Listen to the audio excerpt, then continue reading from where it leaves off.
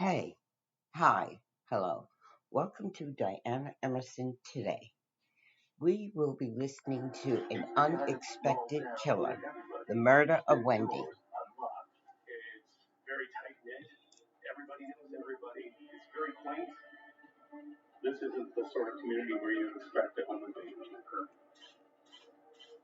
What begins as a home invasion escalates into a shooting as Tracy Richter fights to save her life and the lives of her children. He went into that house with the intention to kill. He was shot 9 times.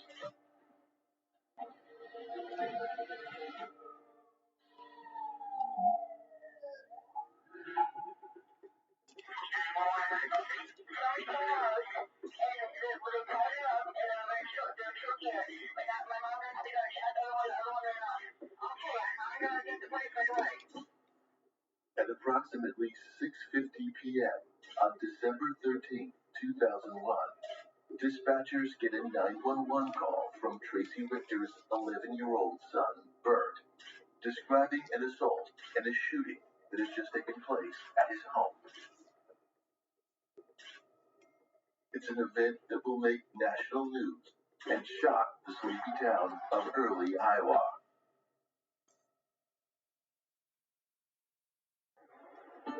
Before her life in the small town of Early, Iowa, Tracy lives in the big city of Chicago, Illinois. There she meets her first husband, Dr. John Pittman, while studying medicine at the University of Northwestern. They marry in 1988, and 2 years later have a son named Bert, but the marriage doesn't last long. She divorces him in 1996, and then she marries Michael Roberts shortly after that. Michael and Tracy meet online and are together long before tying the knot in Brisbane, Australia, where Michael's from. The divorce proceedings with Dr. Pittman are ugly and protracted, leading to an ongoing custody battle over Bert. On June 1st, 1996, John is court instructed to pay child support, $750 per month, inflating to $1,000 per month in 1998. He still has visiting privileges with Bert. The newly married Michael and Tracy are looking for a change of scenery and want to get away from the big city. Tracy and Michael moved to Early in 1998 and moved from one of the largest cities in the United States to probably one of the smallest. Found a quaint Victorian home in a small town. That same year, they start an online business and have a son. Moving to Early is a chance to get away from the past and start over. It's very tight knit. Everybody knows everybody. The population is between 300 and 500 people. It's largely dependent upon local agriculture. So it's very quaint, and a lot of families have lived there for generations upon generations. But even in a new town, issues with her ex-husband, John Pittman, persist. He has visitation rights, and therefore Bert must share his time between Tracy and John's places. Tracy isn't happy about the arrangement.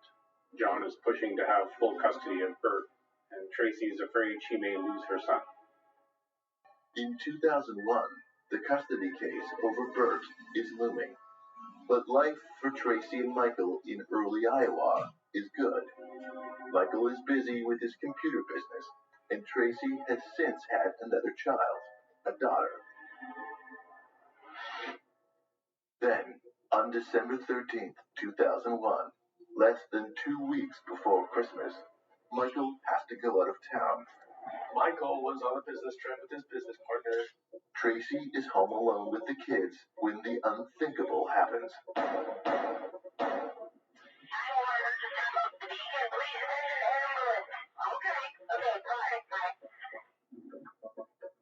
Tracy's son, Bert Pittman, made the 911 call. The 911 operator picked up and received what was a very frantic and hurried message that was very disjointed.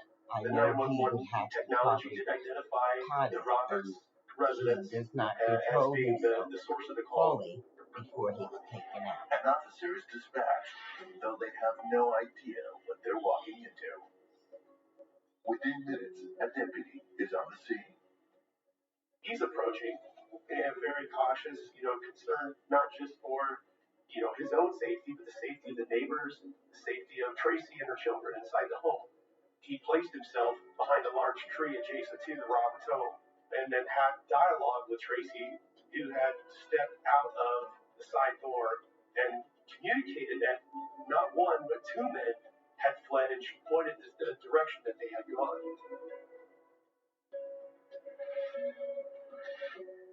As he comes out from behind the tree cover, he looks closely in the direction that Tracy said the men fled. But oddly enough, there are no tracks in the snow. Maybe in all the commotion, she's simply confused about the direction that they actually went. His main concern now is making sure that he gets everybody inside the house so that Tracy and her kids are safe. The deputy checks if Tracy and the children are okay and asks for details of what happened. The scenario that she describes is that she runs into the bedroom. Somebody comes in after her and grabs her and has a sort of pantyhose or some sort of scarf around her neck and is just yanking at her. So far, between the 911 call and Tracy's bursts of information, it's not clear if there's someone still in the home. And if there is someone in the home, are they a threat? The deputy finally gets Tracy to confirm there is someone upstairs, but she shot him several times, and she's pretty sure he's dead. A second officer arrives on the scene, allowing the deputy to leave Tracy and her kids while he sweeps the rest of the home. The officer points to the white vehicle in the driveway. Tracy says it isn't hers and that it must belong to the intruders. All the lights, save for the kitchen, appear to be off. The deputy makes his way through the house with his flashlight. He finds a light switch at the foot of the stairs, and as he goes along, he continues to call out, announcing himself. If there is still someone there, they need to know that he's a police officer and that they need to show themselves. The deputy slowly makes his way down the hall towards the master bedroom. Before even getting to the bedroom, he can see that there's a body of a man on the floor near the doorway. He calls out, but there's no response, and as he gets closer, he can see why. He's lying on the ground in a pool of blood. The deputy can see he's been shot several times. There's very little chance that this individual is still alive. He checks for a pulse. There is none. Whoever this home invader was, he was killed by Tracy in self-defense. There is literally still smoke in the air from the guns, and it smells like a weapon has just been fired. The deputy calls down to the other officer, letting him know that the intruder is dead and that the house is secure. Tracy and her children have just suffered a harrowing ordeal. It'll now be up to investigators to put all the pieces together in an effort to understand why they are the targets of this home invasion gone wrong, and how it ended in the death of this young man. There were two figures coming up the stairs, and I saw the face of the first one come up. There was a struggle in the hallway. I was screaming, "Don't move," and eventually fired someone around.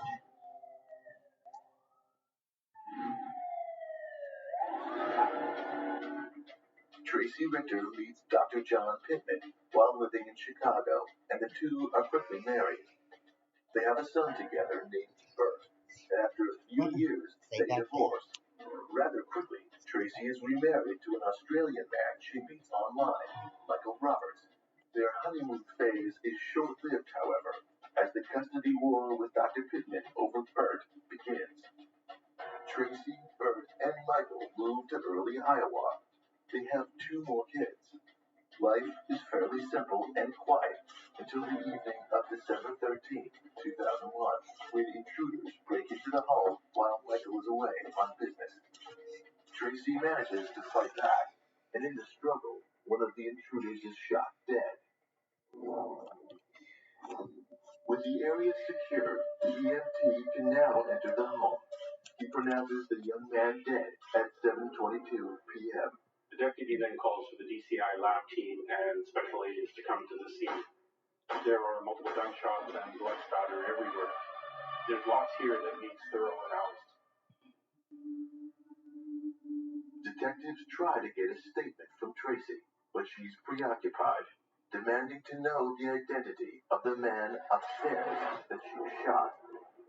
She keeps mentioning her ex-husband, Dr. John Pittman, certain that he's somehow involved. But the deputy knows pretty much everybody in the community, and he conveys to her that the dead body upstairs is likely Tracy's neighbor. So Dustin Weed was this 19-year-old kid who had some learning disabilities, one of the most easygoing, friendly, quiet people in town.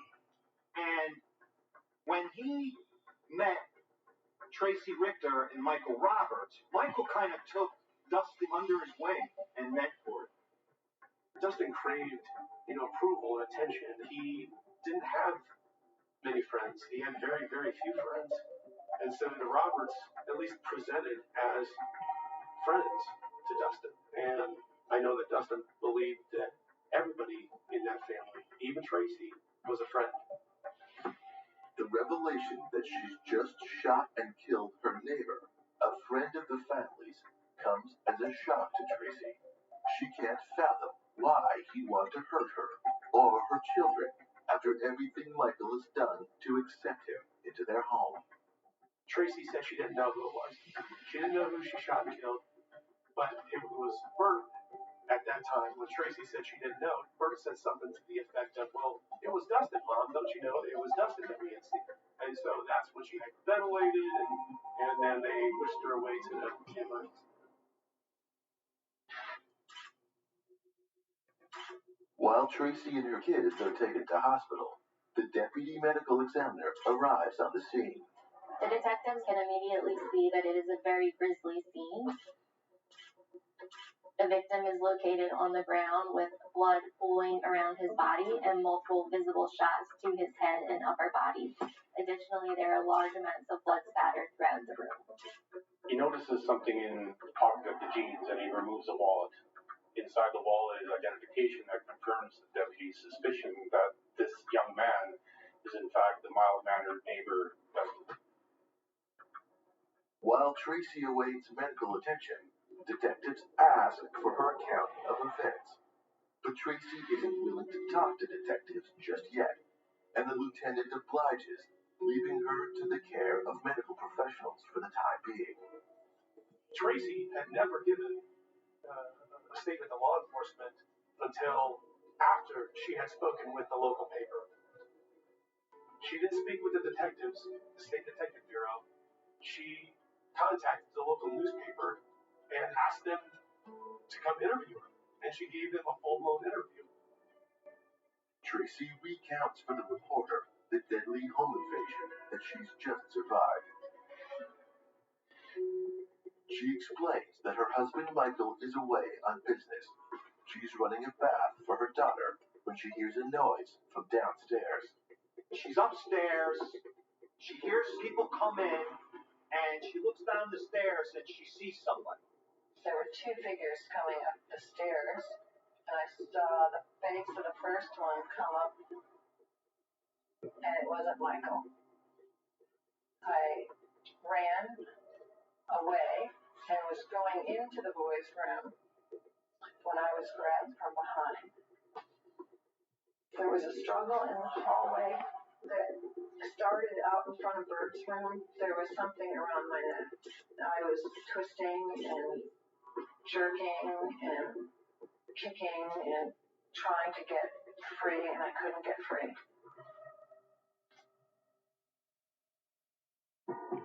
The next thing I remember is waking up on the floor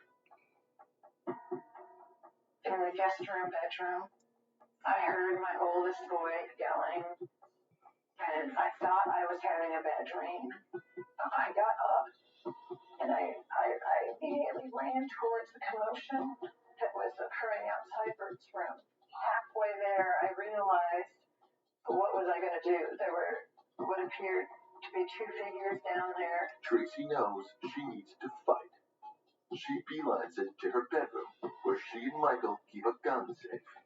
I went between the bed and the dresser wall. I was trying to get the gun safe open, and it wasn't opening up. And then there was someone grabbing at me. Tracy repeatedly tries the combination lock in the dark, and just when she's about to be overpowered, the safe opens. These weren't really guns for novice people. We're talking a 440, a 357. You know, those are hand cannons. You fire that gun, you're going to kill somebody with that gun.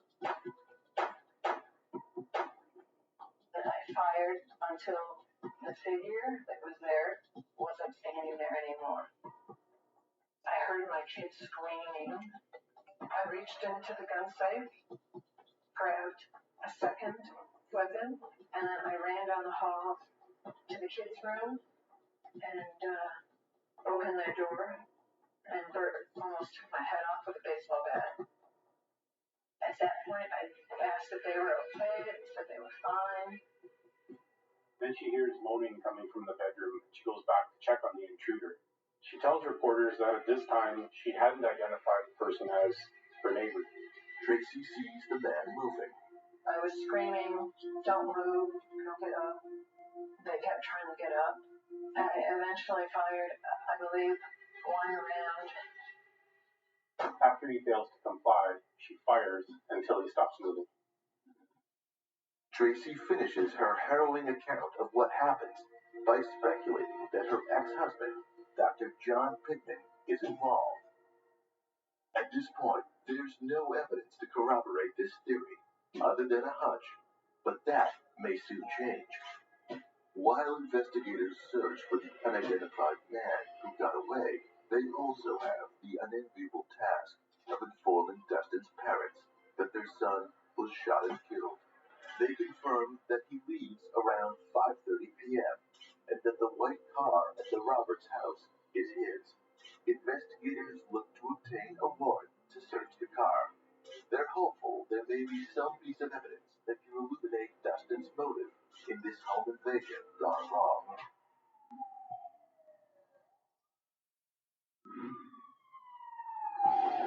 On December 13, 2001, two men break into Tracy Richter's home while her husband Michael is away on business.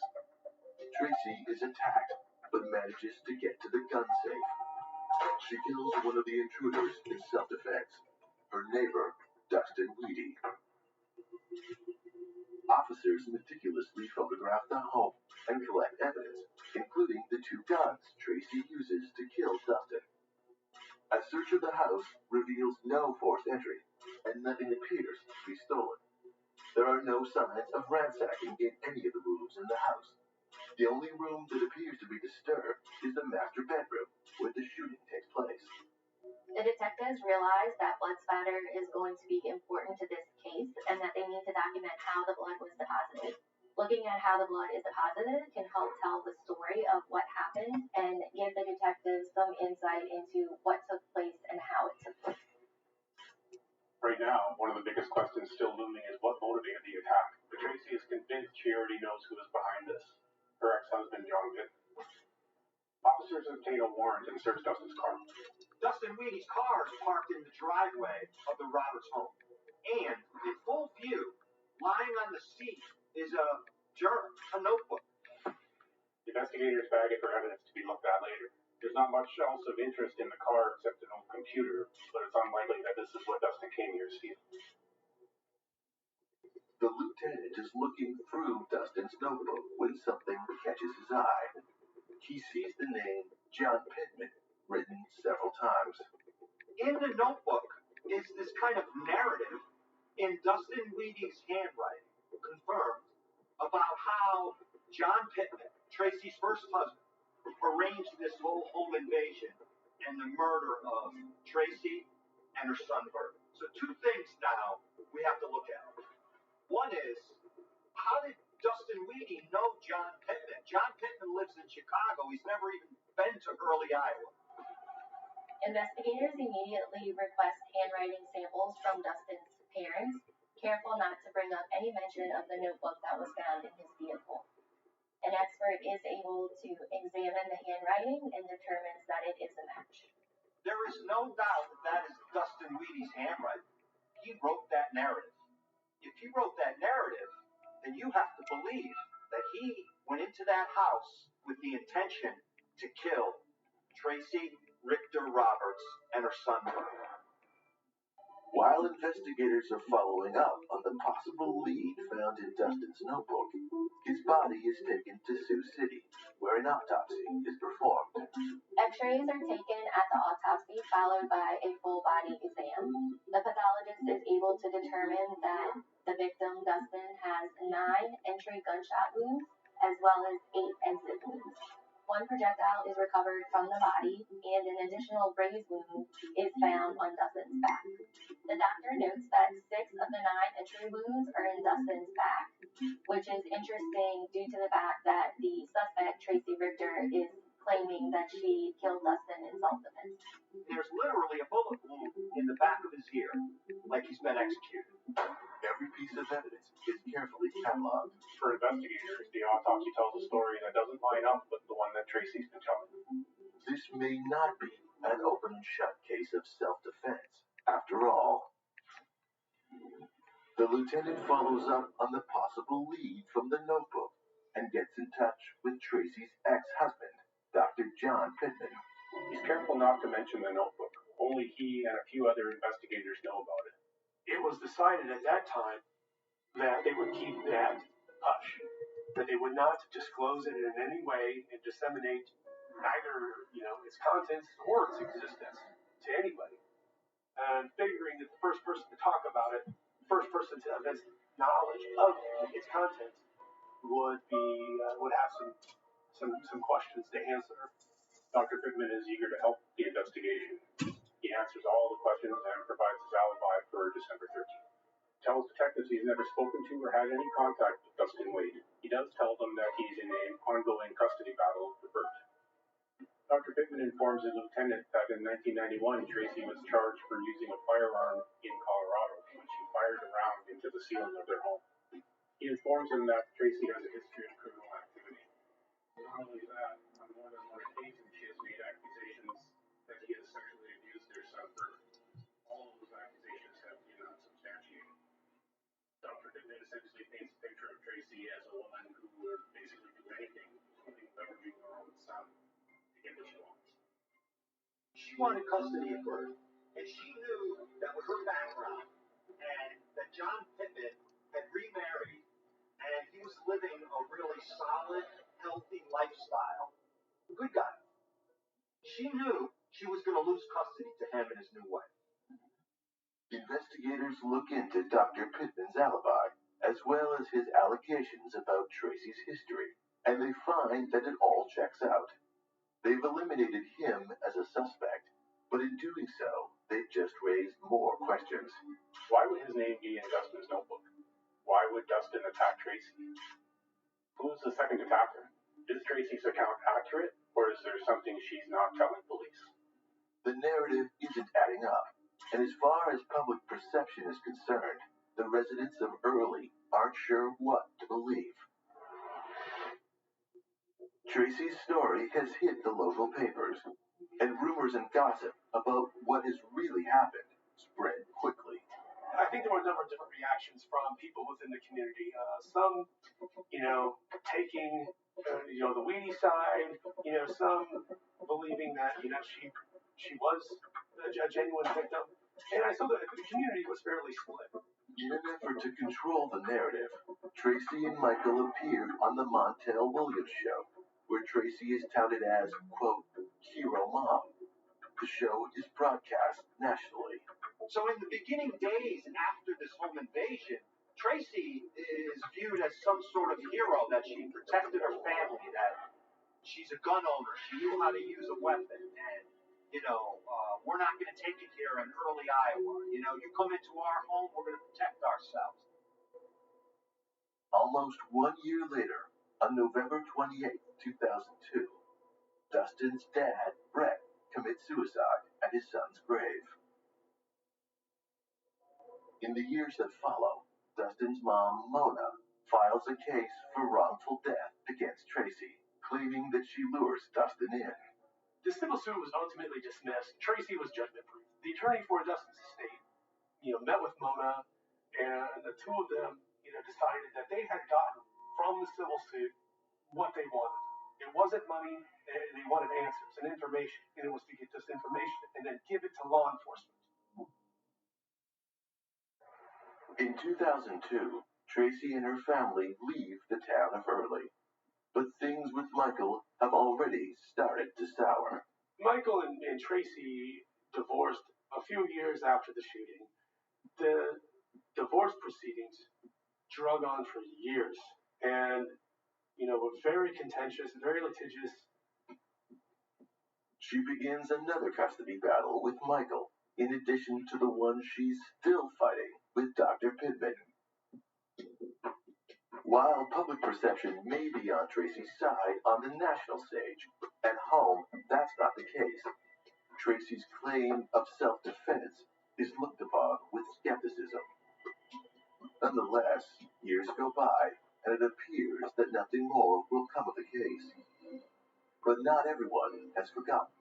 And in August 2008, a special agent of the Department of Criminal Investigation is assigned to investigate Dustin Levy's murder.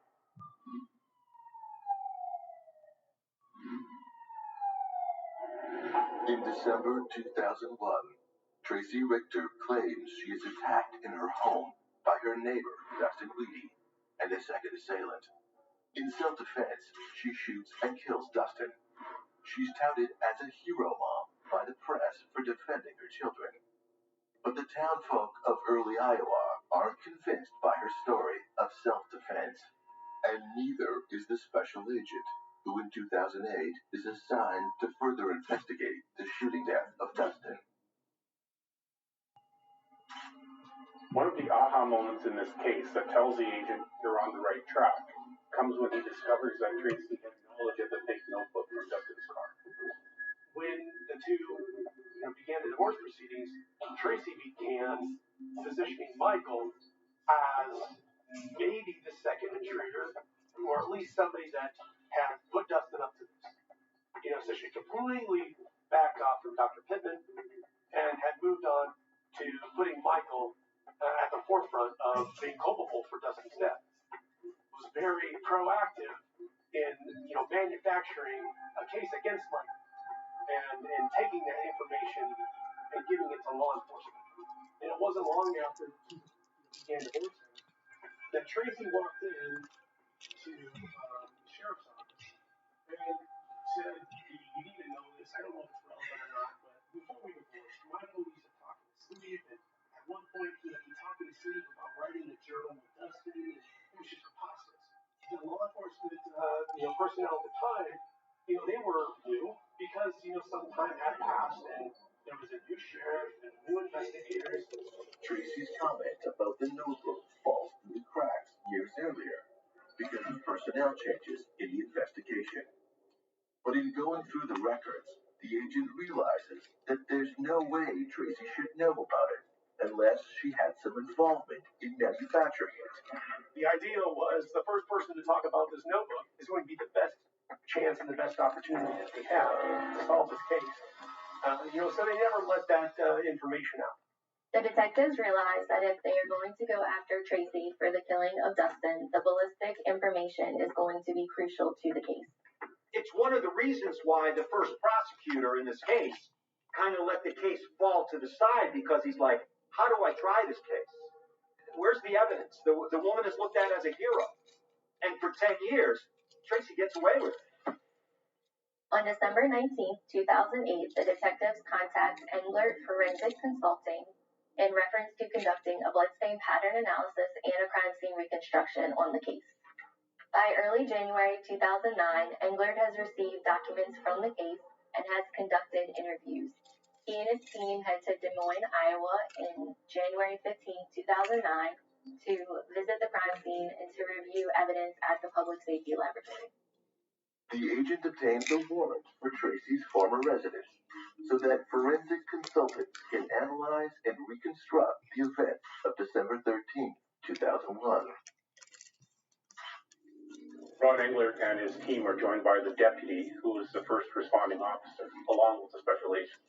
Based on his recollection, he walks them through the events when he arrived on the scene in 2001. He takes them through the backyard where he first called out to Tracy to come out. The detective recalls the events chronologically, finding Tracy seated on the floor, the semi-automatic pistol beside her. He recounts trying to get her to leave the house when a second officer arrives, allowing him to sweep the house. It's about this time that Tracy says she doesn't know who she has shot, when she is contradicted by Bert, who claims that she does, that it's Dustin Weedy. At the top of the stairs, he takes the group directly to the north bedroom. There, he says he approaches Dustin from behind to check for a pulse, and does not find one. Another family now lives here, and the furniture and its location within the room has changed. Engler and his team visit the crime scene where they rearrange the room based on photographs and measurements to how it was on the night of the murder. 2 agents stand in for Tracy and Dustin to recreate what happened. Engler uses red dots on the victim to indicate entry wounds and blue dots to indicate exit wounds. The female agent takes a position at the south side of the bed, close to where the safe would have been. Dustin approaches. Based on Tracy's statement, Dustin attacks her from this position, and she fires at him from the floor. In her statement, Tracy indicates that she was on the south side of the bed for some of the shots fired on the night of the murder. Engler and his team run trajectory strings to the location where she said she was located. While some of the shots are consistent with having been fired from this location, it immediately becomes clear that some of the wounds to Dustin's body could not have been fired from this location. The agent's confidence in his initial hunch is bolstered. He's got Tracy talking about the notebook. He's got the ballistics that contradict her narrative. Now all he needs is a prosecutor to take the case. In November 2010, Ben Smith is elected as the new county attorney. I take office. I'm 2 days into my first term, and state detective stops by and says, under the guise of, I'm just introducing myself. He said, by the way, when you get time, I want to talk to you about this case. About this cold case. It wasn't something I planned to even look at in the first year. And it would just pique my curiosity to the point where he's got to be embellished. This can't be true. This can't be accurate. So I go get the blue book, one of the 3, open it up, and sure, as the day is long, he was accurate in what he was saying. He believed that she had gotten away with murder. And, within a couple of weeks of looking through the binders, I came to the same conclusion.